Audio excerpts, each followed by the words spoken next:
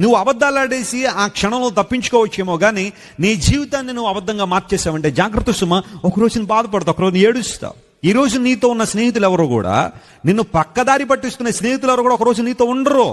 నువ్వు ఇబ్బందులు పాలవుతున్నప్పుడు, శ్రమలు పాలవుతున్నప్పుడు, నీ జీవిత భారాన్ని నువ్వే మోసుకోవాల్సిన సమయంలో నేను చెబుతున్న దేవుని సేవకునిగా వాళ్ళెవ్వరూ కూడా నీ చుట్టూ ఉండరు.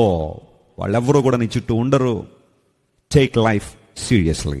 జీవితాన్ని సీరియస్గా తీసుకో. ఆట కాదు కదా జీవితం అనేది, ఆట కాదు కదా. విలువైన సమయాన్ని, విలువైన కాలాన్ని వృధా చేసేసి ఆ తర్వాత బాధపడితే నీ బాధ వర్ణనాతీతంగా ఉంటుంది.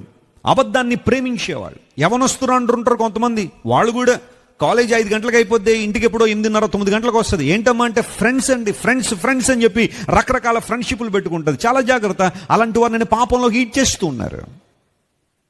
కాలేజ్ అయిపోయిన తర్వాత, చదువు అయిపోయిన తర్వాత ఇంటికి వచ్చేసాయి. ఇంట్లో ఏమన్నా పని చేయి, తల్లిదండ్రులకు సహాయం చేయి.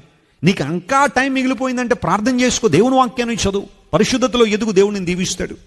అబద్ధాన్ని ప్రేమించే ఏ ఒక్కరు కూడా దేవునికి దగ్గరగా ఉండలేరు.